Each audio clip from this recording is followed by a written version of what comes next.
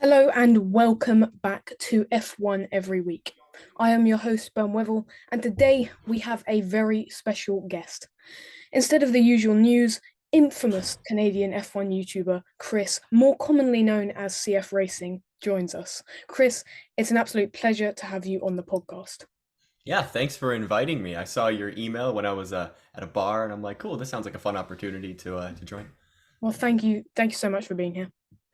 No So problem. before we get into your steadily growing YouTube channel, on Twitter and on YouTube, you describe yourself as a biased Ferrari fan. So what is it that attracted you to the Scuderia and to Formula One itself in the first place?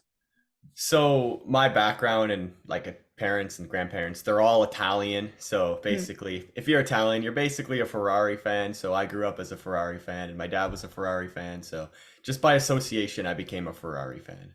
okay, yeah, Mhm. by default, Yes, but also I like Ferrari, so it's okay. right? Was it Yeah. also to do with like Michael Schumacher being completely dominant during the early 2000s? Was that because like Well, when you were growing up? I was born in 2001, so I didn't really Uh, watch the Schumacher dominance era, but I guess so, maybe. I don't know, because some of my grandparents were like McLaren fans, but then my dad and other grandparents were Ferrari fans, so it could be a part of that, but I think it's just because of the Italian connections. okay.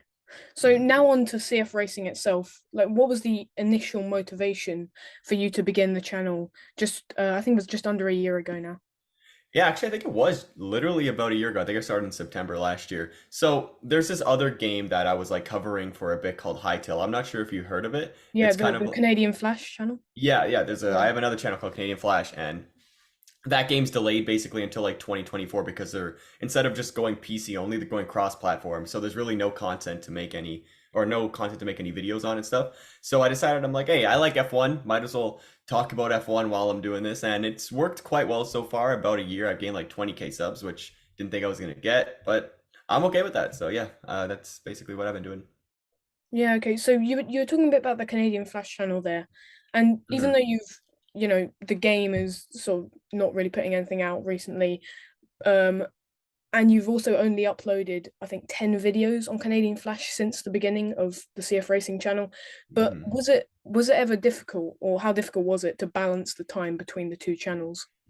It really wasn't too difficult because I knew I wasn't going to be uploading on that channel. So I just tried to make I tried to make as many videos as possible, but since we like got no content for it, there was really nothing to make. So I just focused more of my time on the CF Racing channel alongside with school and like my part-time job, and it's been doing pretty well. And also the two most recent videos have done quite solid, so I'm pretty happy with that. Yeah, yeah. No, I saw it was one of your best performing videos. Was the adding 11 new teams into Oh Formula yeah. One. It's number one And out of 10 right now. I'm pretty hyped for that. yeah, well, it was a very good video. Um, Mhm. and so that kind of brings us on to the main focus of your channel, which is team simulations. And so was that the plan from the for the channel from the start? No, it really wasn't. I really wanted to do videos sort of like Arab or Tiamat Marduk and those guys because I thought I'd be pretty solid at career mode. But then I uploaded one video of a simulation and it did fine in the first like 2 weeks. Then all of a sudden it just blew up for some reason and I really didn't expect it. Like people just all of a sudden started to watch the first simulation I did. And looking back at it, the quality of that video is so terrible. But now yeah, I mean, it kicks out of my channel, so I'm kind of happy. And I just kind of kept going with it, and I added like a Lamborghini, Audi, and then those videos got more views than like the first video. And yeah, it was. I kind of just started doing simulations, and then I did other things on top of simulations because you can't only just do simulations, as that kind of runs out and gets a little boring. And I started doing like, what if Mercedes didn't exist in Formula One? And I started to do a little bit more like F1 game stuff. That didn't really turn out well, so I kind of ended that. But basically now, just doing all simulations and I'm gonna be doing a few more things soon in the future, sort of like career simulation. So at the moment, this is a little insider information. Like literally before I just got onto this call, I was doing an Oscar Piastri simulation, Oh, and right. actually. In 2024, you're not gonna believe this. He replaced Ricardo at McLaren, which Oh, is kind of really? funny. Yeah, no, I'm Wow. dead serious. Like Yeah, Ricardo's gone, and Oscar Piastri's now a McLaren yeah. I've driver. seen So so many memes about the new F1 game being like ultra realistic, like it's Carlos Sainz crazy. ending up in the gravel in Australia, Yeah. stuff like that. Yeah, like now for now in 2024, like Alonso and Piastri are the McLaren partnership, which is something you don't really think you Yeah. would ever see, but it's kind of crazy. And I got a few more things planned, more of those or was it fantasy simulations? I'm currently working with those modders again to do another Mm. one because it's doing well. So yeah, that's basically what I got going on right now. Yeah, great. So you were talking a bit about the contrast between doing the simulations, doing like more opinionated videos, etc., etc. Hmm. How important is it to have that kind of contrast when so many F1 YouTubers is kind of just one note? How important have you found it?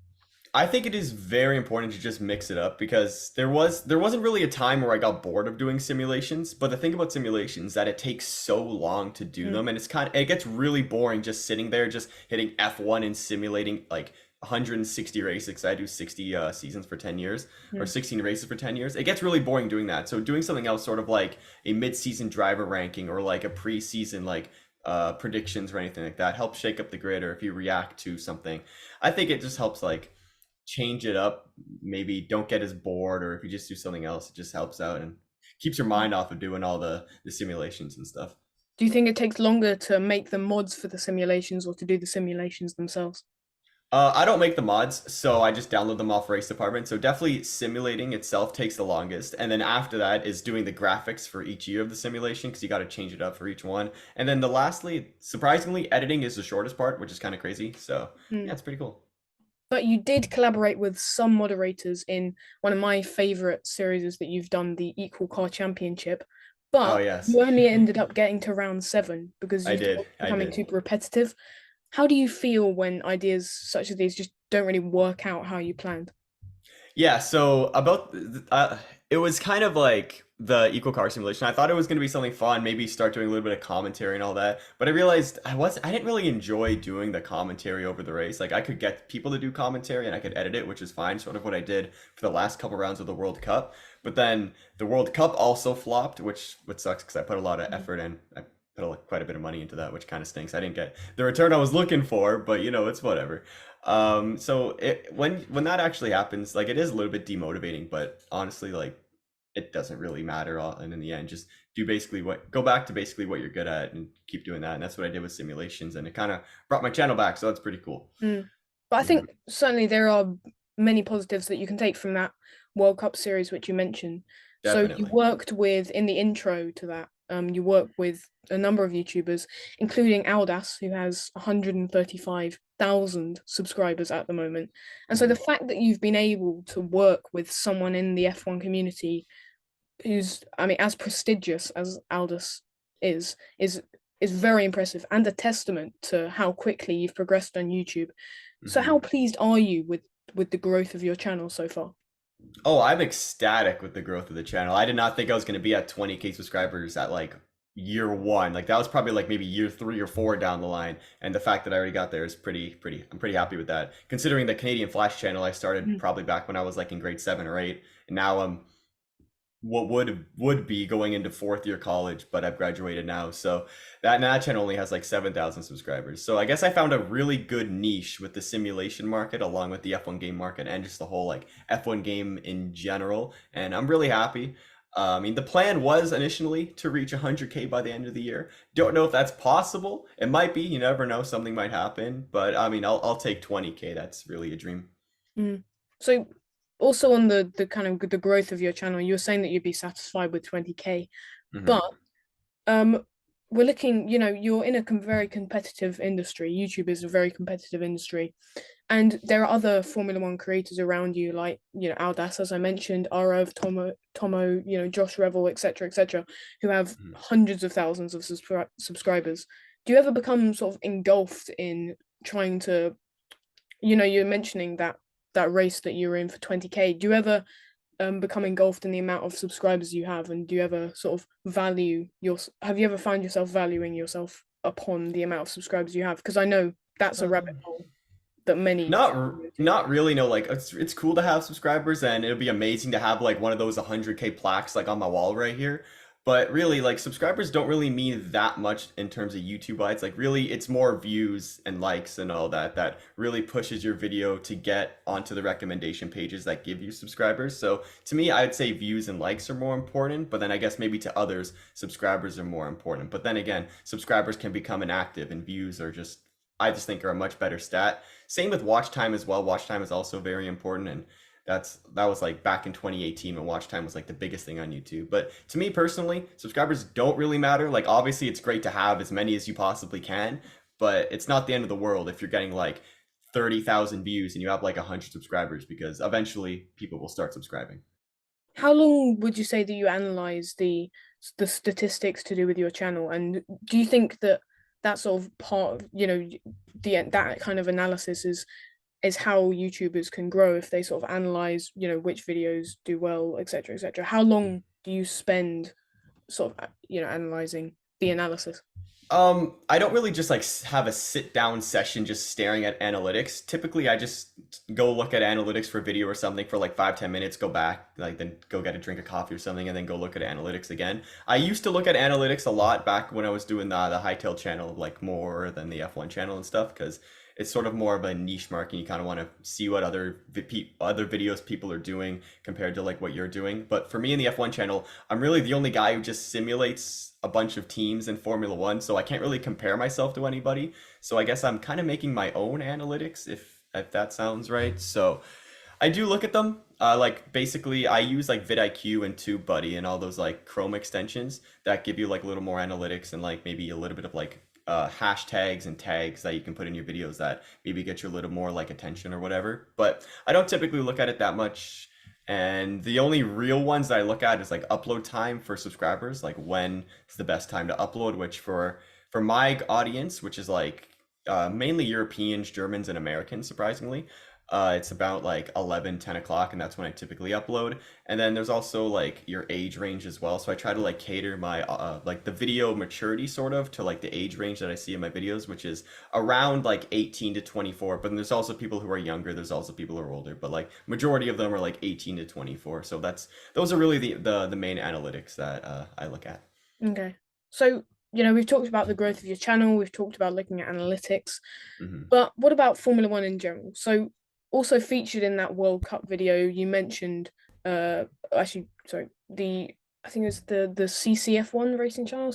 Chris and Cass run that. Oh, It's a great fellow people. Canadian channel, Hmm. um, who started on YouTube only a few years ago. So, how much do you think F1 has grown in general in Canada, and what factors were most important to this rise in popularity? So it has grown massively in Canada because when I was growing up in elementary school, there was really like maybe me and like one other person who really watched F1 and even NASCAR as well because NASCAR I think was bigger than Formula One in Canada at the time. But now Formula One I definitely would say is bigger. And especially in the last like 2 or 3 years, because of Drive to Survive, a lot of people are really getting into Formula One. And it's not just all like the old people now. It's a lot of younger people. Like I have friends who have like younger brothers and stuff, and they all play the F1 game now, which is something I probably wouldn't have said like 3 or 4 years ago. So it has definitely grown a lot in popularity, and a lot of people are really watching the races now who I really didn't think were really Formula One fans. And I see it on like people's Instagrams and Snapchat stories, and they like just say if Leclerc gets pole, like I'll put it on my Instagram story because I love Charles Leclerc. And then Mm. I see others when Hamilton does well. Some of my friends who are Hamilton fans, they like, oh, Hamilton on the podium. So that definitely did not happen before. So now that it's happening, I think it's really cool. And then the more that people do that, the more Formula One's going to get spread to other people, and then more people are going to watch. So I think it's just going to keep growing. And for me, as a Canadian who makes F1 videos, I'll take it. Okay, so do you think that casual viewers are healthy for the sport? Because we were, at the start of this year, we were looking at the sprint race format, which is Hmm. tailored to more casual viewers who are just being introduced into the sport. But that sort of saps some of the sort of intrigue around qualifying. I know qualifying is still involved in sprint race weekends, obviously, but it's less important. And in the sprint race, you don't have to think about strategy. You don't have to think about Ferrari strategy team messing up again Yes. Don't change for tires. your Nice. sake. But Yeah. do you think that there are some aspects of this influx of people who are becoming interested in Formula One? Do you think there are some negative sides to that as well? There always is going to be negatives. We saw in like Austria how a lot of fans were like discriminating against other fans, which is never good. You don't want to see that. But I think overall it does like the positives do outweigh the negatives as there's so many more eyes and just attention onto Formula One right now. And we've seen even in terms of YouTube wise like Tomo, Aldas, Josh Revel, all those guys